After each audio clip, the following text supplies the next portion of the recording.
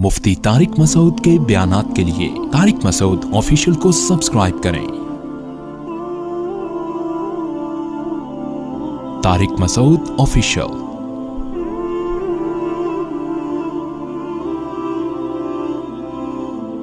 देखो, दुनिया में सारी चाहतें किसी की भी पूरी नहीं होती। ये तो हो ही नहीं सकता कि आप जो चाहें वो हो जाए। लोग वजीर आजम बनते हैं, जेल में चले जाते हैं। हकीकत है ये। कहां कहां इंसान पहुंचता है, फांसी के फंदों पे लटक जाते हैं और मालूम नहीं क्या क्या होता है। तो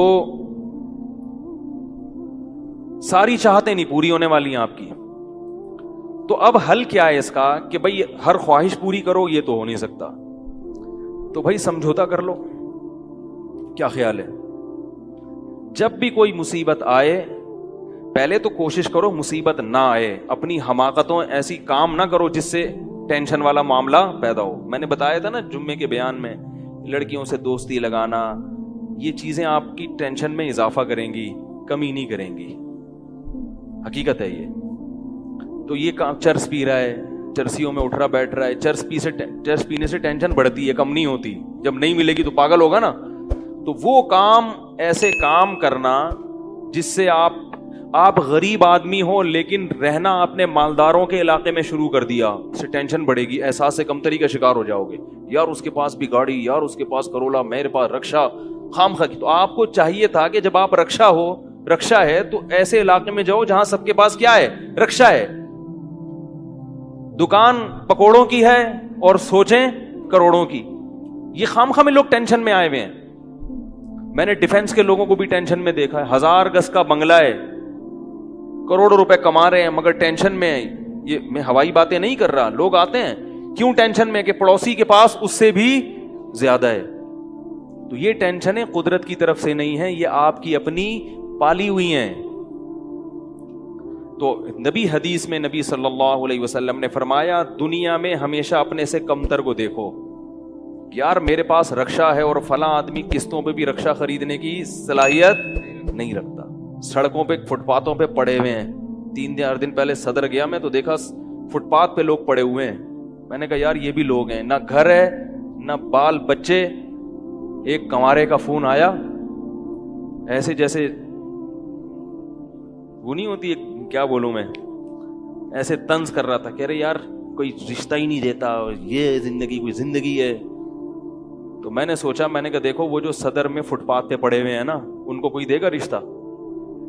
मैंने कहा तुम्हें अब्बा ने घर में रखा हुआ है, रोटी पानी पंखा सब मिल रहा है, दुआ करते हैं अल्लाह कोई इंतजाम कर दे। नहीं कर रहे तो उन लोगों को देखो जिनको रोटी पानी भी नहीं मिल रहा। तो अपने से कमतर को देखा जाए दुनिया के मामले में, इससे आप एहसास कमतरी का शिकार नहीं होंगे।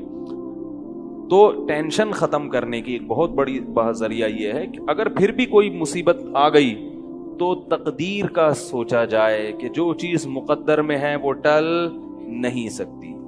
और दुनिया मुसाफिर खाना है, यहां अगर टेंशन है तो वो भी आरजी, यहां की खुशी भी आरजी। एक आदमी के बच्चे बिछड़ गए, तलाक हुई मियां बीवी में, बीवी बच्चों को लेके फरार।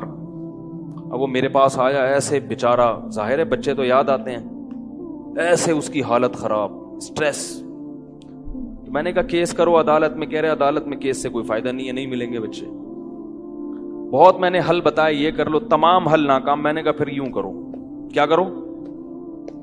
मिट्टी डाल। मैंने कहा डॉक्टर आफिया सिद्दीका का सोचो, वो औरत है, जेल में है, अपने बच्चों से दूर है, मजीद औलाद भी नहीं हो सकते उसके। तो मैंने कहा तुम्हारा, अगर तुम्हें जेल में डाल दिया जाए ना अभी, तो तुम कहोगे चलो बच्चे ना मिले लेकिन जेल से तो बाहर आऊं, यही सोचोगे ना। उसका सोचो कि वो एक औरत जात है, कई सालों से जेल के अंदर पड़ी हुई है, और औरत के लिए बच्चों से जुदाई वो बहुत ज्यादा मुश्किल है। मर्द तो बर्दाश्त कर लेता है। तो मैंने कहा अब जो चीज बस में नहीं है उस पे गम करना फजूल, मिट्टी डालो ऐसे और शादी करो और मजीद नए बच्चे पैदा करो। जब इधर दूसरी औलाद आएगी तो उधर से जहन आपका हट जाएगा। कहते हैं लोग ताने देंगे, बच्चों को भूल गया। मैंने कहा लोगों के पास फालतू टाइम बहुत है, ठीक है ना, वो ताने देते रहेंगे, لوگوں کے تانوں کی پرواہ مت. جب ایک چیز آپ کے بس میں نہیں ہے تو اس پہ سوچنا کیسا. یہ بھی ایک بہت بڑا نسخہ ہے سکون کا کہ جو چیز آپ کے اختیار میں نہیں ہے اس کے بارے میں سوچنا بند کر دو. دیکھو نوح علیہ الصلوۃ والسلام اپنے بیٹے کی ساری زندگی تربیت کرتے رہے مگر وہ کافر نکلا. آخری وقت میں نوح علیہ السلام کو اپنے بیٹے پر کتنا پیار آیا کہ میری کشتی میں سوار ہو جا. بیٹا کہتا ہے سآوی الی جبل یعصمنی من الماء, میں پہاڑ پہ چڑھ جاؤں گا جو مجھے پانی سے بچا لے گا. پیغمبر کو اپنی اولاد سے بہت محبت ہوتی ہے, بہت زیادہ ہے. جیسے یعقوب علیہ السلام کو تھی نا اپنے بیٹے سے. کتنا درد ہوگا اس وقت نوح علیہ السلام کے دل میں, کیسے تڑپ رہے ہوں گے. لیکن بیٹا باز نہ آیا. وحال بینہم الموج فکان من المغرقین, ایک موج آئی اور اس کو غرق کر دیا. نوح علیہ السلام نے اللہ سے دعا مانگی ان ابنی من اہلی, اے اللہ میرا بیٹا میرے اہل و عیال میں سے ہے, تو نے تو وعدہ کیا تھا تو میرے اہل و عیال کا خیال کرے گا. اللہ نے کیا فرمایا انہ لیس من اہلک, یہ تیرے اہل میں سے نہیں ہے, اس کا عمل ٹھیک نہیں ہے. فلا تسألنی ما لیس لک بہ علم, دوبارہ یہ سوال مجھ سے مت کرنا. اب یہ نہیں کہ نوح علیہ السلام بیٹھ گئے اور یہ کیا ہو گیا اور اب سوچیں یہ تو بڑا بس. نوح علیہ السلام نے فوراً استغفار کیا, اعوذ بک ان اسألک ما لیس لی بہ علم, اے اللہ میں تجھ سے پناہ مانگتا ہوں ایسی چیز کی, میں تجھ سے ایسا سوال کروں جس کی دلیل میرے پاس نہیں. بس بھول گئے. اب یہ تھوڑی کہ روتے رہیں بیٹھ کے, بھئی جو چیز بس میں نہیں ہے چھوڑ دو. تو ہم بہت ساری چیزوں کی ٹینشن لیتے ہیں جو ہمارے اختیار میں نہیں ہے. پیٹرول مہنگا ہو رہا ہے, بیٹھ کے خام میں پریشان ہے. بھائی تم سے پوچھ کے تھوڑی مہنگا ہوا ہے. غم کرنے سے اگر وہ سستا ہو جائے تو رو. میرے پاس تھی Kawasaki G T O, Kawasaki G T O 125. آپ کو پتا ہے کیا بائک تھی وہ, ہم نے بھی بڑے شوق پالے ہیں ایک زمانے میں. میں اس میں پیٹرول ٹھیک ٹھاک ڈلتا تھا. اب جب پیٹرول مہنگا ہوتا تو سب سے زیادہ متاثر میں ہوتا تھا اس سے. 50 والوں کو کچھ نہیں ہوتا تھا. تو میں ایک دفعہ پیٹرول پمپ گیا, میں نے پیٹرول ڈلوایا اس میں, تو اس نے کہا وہ 5 روپے پر لیٹر بڑھ گیا ہے. مجھے بڑا غصہ آیا. میں نے ساتھ والے سے کہا, میں نے کہا یار یہ کیا مذاق ہے یار, ہر تھوڑے دن کے بعد 5 روپے بڑھ رہا ہے, تو آپ کو غصہ نہیں آیا؟ اس نے کہا صرف میرے لیے تھوڑی بڑھ رہا ہے, پوری قوم کے لیے بڑھ رہا ہے نا. تو مجھے اس کی بات بڑی اچھی لگی. اس نے کہا میرے اکیلے کے لیے بڑھے تو مجھے غصہ ہے, سب کے لیے بڑھ رہا ہے تو چلو ٹھیک ہے. اس دن کے بعد سے اب تک پیٹرول بڑھنے پر مجھے غصہ نہیں آیا. میں یہی کہتا ہوں یار مجھے ٹینشن لینے سے کیا ملے گا. 100 روپے لیٹر بڑھ جائے, زیادہ زیادہ یہ ہوگا, بہت زیادہ بڑھے گا تو گاڑی بیچ دو. بھائی نہیں ہمارے کنٹرول سے باہر ہو گئی ہے, گاڑی بیچ دو, دوبارہ آ جاؤ, ٹیکسی پہ آ جاؤ, پھر بھی ہے تو پھر رکشے پہ آ جاؤ, پھر چنچی پہ آ جاؤ, پھر پیدل ہو جاؤ. جو چیز اختیار میں نہیں ہے اس کی ٹینشن لینا حماقت ہے. بات آ رہی ہے سمجھ میں؟ اسی طرح یاد رکھو اولاد کی تربیت کا معاملہ ہے. ہمارے ہاں جو لوگ نئے نئے دیندار بنتے ہیں یا پرانے بھی, وہ چاہتے ہیں میرا گھر 100% خلفائے راشدین جیسا بن جائے, جبکہ بیگم پہ کنٹرول نہیں ہوتا, وہ الگ سمت میں جا رہی ہوتی ہے. اب آپ نے ڈنڈا چلانا شروع کر دیا, بچے باغی ہونا شروع. وہ بجائے دین پہ آنے کے ابا کو مکھنچو سمجھنا شروع کر دیتے ہیں اور بغاوت پھیلتی ہے. تو بھائی آپ اعتدال سے تربیت کی کوشش کرو. ہو گئی ٹھیک ہے, نہیں ہوئی ہم سے نہیں سوال ہوگا, ہم جو کر سکتے تھے ہم نے کر لیا. تو ہم نے نا بہت ساری چیزیں, یہ ہو رہا ہے معاشرے میں غلط, یہ ہو رہا ہے, وہ والے وہ جماعت کیوں آ گئی, وہ جماعت کیوں آ گئی, وہ فلاں فرقہ کیوں بڑھ رہا ہے, یہ والے کی کم ہو رہے ہیں, وہ زور سے آمین کیوں کہہ رہے ہیں, وہ آہستہ آمین کیوں کہہ رہے ہیں, ٹھیک ہے نا, وہ رفع الیدین کیوں کر رہا ہے, وہ رفع کیوں نہیں کر رہا. میرا ایک اصول ہے, میں جب کسی ٹاپک پر بیان کرتا ہوں تو مجھے جب بھی کوئی ایسے اختلافی مسائل پر بیان ہوتا ہے نا, تو اکثر لوگوں کے پھر واٹس ایپ پہ میسج آنا شروع ہوتے ہیں, آپ نے جو یہ بیان کیا اس میں یہ والی بات, حالانکہ اس بات کا جواب اس میں موجود ہوتا ہے. تو میں پھر مزید جواب نہیں دیتا, میں کہتا ہوں پورا بیان سنیں.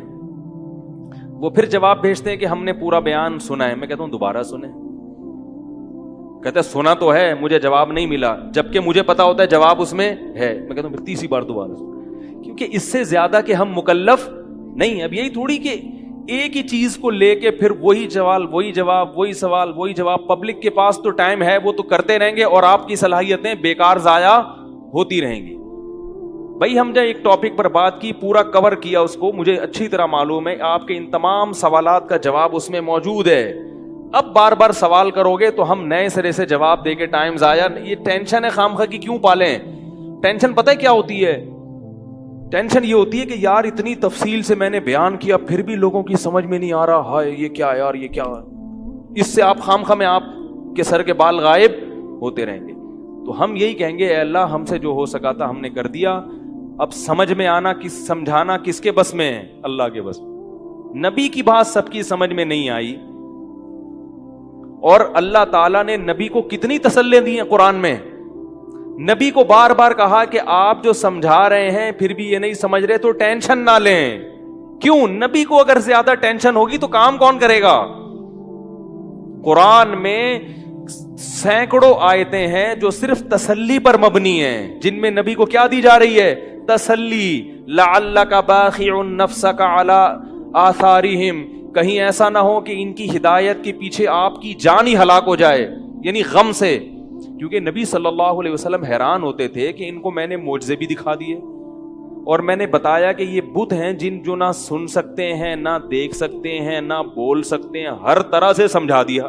ٹھیک ہے, اور میری 40 سالہ زندگی بھی انہوں نے دیکھی کہ زندگی میں کبھی میں نے جھوٹ نہیں بولا, امین اور صادق مشہور ہوں. اور یہ پیغمبروں کا انتظار بھی کر رہے تھے کہ ایک نبی آنے والا ہے. سب چیزیں ہو گئیں پھر بھی نہیں مان رہے, تو ٹینشن تو ہوتی ہے نا. تو قرآن نبی کو کیا کہہ رہا ہے کہ مزید ٹینشن لیں؟ نہ قرآن ٹینشن کیا کر رہا ہے؟ کام. نہ ٹینشن نہ لیں, ٹینشن نہ لیں. ما انت علیہم بمسیطر, آپ ان پر نگہبان نہیں ہیں, داروغہ نہیں ہیں, گن پوائنٹ پہ نہیں لائیں گے آپ کسی کو, آپ سے سوال نہیں ہوگا. آپ بلغ ما ارسل الیک من رب انزل الیک من ربک, آپ کا کام ہے پہنچانا. یہاں تک کہ اپنے سگے چچا ایمان نہیں لے کر آ رہے, جنہوں نے آپ کو پالا بچپن سے. چلو وہ تو دشمن تھے, وہ ایمان نہ لائیں تو انسان صبر کرتا ہے, یہ تو دشمن ہے. اپنے سگے چچا جنہوں نے بچپن میں پالا, کفالت کی آپ کی, 3 سال رسول اللہ صلی اللہ علیہ وسلم کا بائیکاٹ کیا ہے قریش نے, کھانا پینا بند کر دیا, شعب ابی طالب کی گھاٹی میں بند کر دیا بنی ہاشم کو, کہ ان کا 3 سال تک کوئی لنک نہیں ہوگا ان سے, تاکہ یہ رجوع کریں اپنے دین سے. ابو طالب بھی آپ صلی اللہ علیہ وسلم کے ساتھ اس گھاٹی میں بند ہوئے, ایمان نہیں لائے مگر اپنے بھتیجے کا ساتھ دیا. اتنے اچھے چچا لیکن ایمان نہیں لائے. کیسا نبی کا دل کڑتا ہوگا کہ نہیں ہوگا؟ موت کے وقت آ کے نبی نے کہا کہ ایک دفعہ کلمہ پڑھ لیں تاکہ قیامت کے دن آپ کی بخشش کر سکوں, سفارش کر سکوں, آپ کی اللہ سے بخشش کی دعا کر سکوں. کیسا دل مچلتا ہوگا نا. ابو طالب کو خیال آیا کلمہ پڑھنے کا. قریش کے جو سردار تھے انہوں نے ابو طالب کو دیکھنا شروع کر دیا کہ کلمہ, کتنا غصہ آیا ہوگا نبی کو ان سرداروں پہ کہ میرا چچا جس نے میری اتنی کفالت کی, مجھ سے اتنی محبت کی, آج وہ میرے سامنے جہنم کی آگ میں داخل ہو رہا ہے اور یہ کمبخت کھڑے ہوئے اس کو ورغلا رہے ہیں. ابو طالب نے چند اشعار کہے کہ اگر مجھے یہ ڈر نہ ہوتا کہ عرب کہیں گے کہ ساری زندگی اسلام نہیں لایا, موت کے وقت موت کے ڈر سے باپ دادا کا دین چھوڑ دیا, یہ ڈر نہ ہوتا تو آئے محمد آج میں تیری آنکھیں کلمہ پڑھ کے ٹھنڈی کر دیتا. لیکن اس کو انہوں نے غیرت کا مسئلہ بنا لیا کہ میں مروں گا تو سردار کہیں گے کہ یہ ایک زبان والا نہیں ہے. زبان تبدیل کر لی انہوں نے, کرنا تھا تو پہلے ہی مان لاتا نا, اب کیوں. اور وَلَقَدْ عَلِمْتُ بِأَنَّ دِينَ مُحَمَّدٍ مِّن خَيْرِ أَدْيَانِ الْبَرِيَّةِ كُلِّهَا, مجھے یقین ہے کہ محمد جو میرا بھتیجا دین لے کر آیا ہے تمام دنیا کے دینوں میں سب سے افضل ہے. لولا الحذار لولا الملامت او حذار مسبت, اگر ملامت کا خوف یا لوگوں کے برے بھلے کہنے کا خوف نہ ہوتا تو آج میں اپنے بھتیجے کی آنکھیں ٹھنڈی کر دیتا. کیسا دل کڑا ہوگا میرے بھائی, کیسا, جس کو جہنم کی آگ کا یقین ہے اور ان کو معلوم ہے کہ میرا چچا جہنم کی آگ میں داخل ہونے والا ہے, کیسا تڑپ رہے ہوں گے. اور ابو طالب کی آنکھیں بند ہو گئیں. نبی صلی اللہ علیہ وسلم اتنے غمزدہ ہوئے. اللہ نے پھر کیا دی؟ تسلی کی آیتیں کہ ٹینشن نہ لو. یہ میں آپ کو کیوں واقعات سنا رہا ہوں کہ جب اتنے بڑے بڑے غم کے واقعات میں اللہ ٹینشن لینے کو پسند نہیں کر رہے, تو ہماری چھوٹی چھوٹی, اس کی پکوڑے کی دکان چل گئی, میری دکان بند ہو گئی, اس کو سواری مل گئی ہے بھائی رکشے میں, مجھے سواری نہیں ملی, ان چیزوں میں ٹینشن لینے کا کیا مطلب؟ بہت مشکل ہے یار, کیا کریں یار. ہماری ٹینشن یہی ہوتی ہے نا یار, سیٹنگ وہاں چل رہی تھی, ابا نے رشتہ وہاں طے کر دیا. یہ کوئی ٹینشن کی چیز ہے؟ ٹینشن تو وہ ہے جو نبی کو ہوئی تھی. یہی ٹینشن ہے آج کل. تو نبی کو کس قدر غم ہوا ہوگا. غیرت بھی ہے نبی میں, حیا بھی ہے, محبت بھی ہے, لیکن اللہ کیا کہہ رہے ہیں؟ ٹینشن نہ لیں. کیوں؟ وہی اصول جو میں نے آپ کو بیان کیا کہ جو چیز اختیار میں نہیں ہے اس پر ٹینشن نہیں لینی چاہیے. انک لا تہدی, یہ آیتیں نازل ہوئیں, من احببتا ولکن اللہ یہدی من یشاء. اے محمد, جس سے آپ محبت کرتے ہیں اس کو ہدایت دینے کے مالک نہیں ہے. محبت الگ چیز ہے, ہدایت ہمارے ہاتھ میں ہے, آپ کے ہاتھ میں نہیں ہے. اب اگر نبی اسی غم کو لے کے بیٹھے رہتے تو کہاں سے دعوت اور تبلیغ کا کام ہوتا؟ آپ صلی اللہ علیہ وسلم سے حضرت عائشہ نے پوچھا کہ ابو طالب جو اتنی خدمت کرتا تھا, آپ کی کرتے تھے, اور اتنا کچھ انہوں نے کیا, کیا یہ نیکیاں قیامت کے دن کام آئیں گی؟ آپ نے فرمایا ہاں. کتنا کام آئیں گی کہ جہنم کے نچلے طبقے سے اللہ اٹھا کے اوپر والے طبقے میں لے آئے گا, اور پاؤں میں صرف آگ ہوگی مگر اس سے دماغ ایسے کھولے گا جیسے ہانڈی. ابو طالب پورے جہنم کی آگ میں نہیں ہوں گے, صرف ان کے پاؤں جہنم کی آگ میں ہیں. اس سے پتہ چلتا ہے کافر کی نیکیاں کام تو آتی ہیں مگر عذاب کم کرنے میں, عذاب ختم کرنے میں نہیں. بھی ہم دیکھتے ہیں کہ دنیا میں بہت کچھ غلط ہو رہا ہے, دلائل کے انبار لگا دو پھر بھی لوگ نہیں مانتے, اور فرقواریت, ایک دوسرے پہ تان و تشنی, گھریلو حالات میں گڑبڑ. تو اس میں اگر آپ ٹینشن لینا شروع کر دو گے تو پھر سوائے ڈپریشن کی گولیوں کی ایک نئی ٹینشن لگ جائے گی. جس دن گولی نہیں کھائی اس دن عجیب سا ہو گیا. ڈپریشن کا مریض کو جس دن گولی نہ ملے وہ خود گولی کی طرح بن جاتا ہے. وہ پھر کئی لوگوں کو گولیاں کھانی پڑتی ہیں اس سے بات چیت کے بعد. تو اس لیے میرے بھائی دو چیزیں یاد رہیں گی, ایک نیند اور دوسرا ٹینشن. جتنا ہو سکے, پھر بھی اللہ کی طرف سے ہوتی ہے, ایسا نہیں ہے کہ ناممکن ہے 100% ہی ختم ہو جائے, یہ تو ممکن نہیں ہے, لیکن بہت سی چیزیں خود مسلط کی ہوئی ہیں.